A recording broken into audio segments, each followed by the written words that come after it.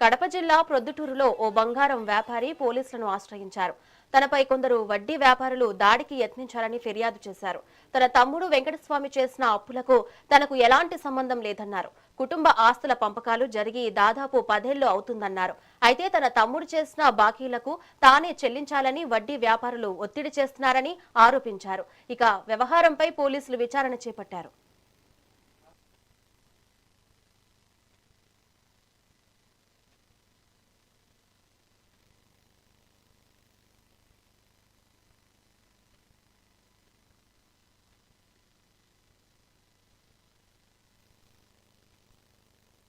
కొందరు రామేశ్వరం లక్ష్మీదేవి, దేవుగుడి రామాంజనేయ రెడ్డి, శంకరాపురము చంద్రశేఖర్ రెడ్డి వీళ్ళంతా నా మీద కుట్ర పన్ని మా తమ్ముడు ఏదో కోర్టులో బాండ్లు ఉంటాయినా ఆ బాండ్ల మీద నా మీద దాడి చేస్తున్నారు. నేను డబ్బులు ఏదో బ్యాలెన్స్ ఉన్నట్టు నా మీదకి వస్తున్నారు.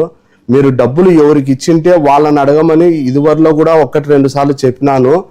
అయినా కూడా వాళ్ళు వినుకోకుండా నిన్న శుక్రవారం పొద్దున ఉదయం 10 గంటలకు నేను షాప్కి వచ్చేటప్పుడు షాప్ దగ్గరికి వచ్చి నా మీద కొంచెము 18 మంది 11 మంది లేడీస్ 18 మంది 7 మంది మగోళ్ళు కలిసి 18 మంది నా మీద దాడి చేయాలని చెప్పి చూసినారు.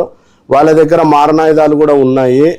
దానివల్ల త్రుటిలో మా దగ్గర గుమస్తాలు కొంచెము చూసుకొని నేను గట్టిగా అరిచే లోపల నాకు రక్షణ కల్పించినారు.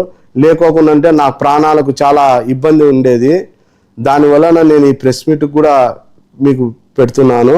దయవుంచి మీరు కోర్టులో ఉండే దాని గురించి కోర్టులోనే చూసుకోండి. నాకు ఏమైనా మీరు డబ్బులు ఇచ్చింటే నన్ను అడగండి. నాకు ఇవ్వని డబ్బుల గురించి కానీ నేను తీసుకొని డబ్బుల గురించి కానీ నేను ఏమైనా కోర్టులో ఉంటే గినా వాళ్ళు చూసుకోండి. కోర్టుల పరిధిలో ఉండే దాని గురించి వాళ్ళ అన్నను అడగాల్సిన అవసరం లేదు. మా తమ్మునికి మాకు సంబంధాలు లేక 10 సంవత్సరాలు 11 సంవత్సరాలు అయింది. ఎవరి ఆస్తులు వాళ్ళని పంచుకున్నాము. ఎవరి కొద్ది వాళ్ళు ఎవరి పత్రాలు వాళ్ళ దగ్గర ఉన్నాయి. ఎవరి ఆస్తులు వాళ్ళు ఉంటారో ఉన్నించుకుంటారో అమ్ముకుంటారో మాకు ఎలాంటి సంబంధం లేదు. వాళ్ళ ఆస్తులు దగ్గరికి కావాలంటే పోయి మాట్లాడండి, అడగండి. అంతేగాని మా మీద పెత్తనం చేసి మా మీద గూండాయిజం చేసి మా మీద మారణాయుధాలు తీసుకొని వచ్చి మమ్మల్ని ఇబ్బంది పెట్టాల్సిన అవసరం లేదు.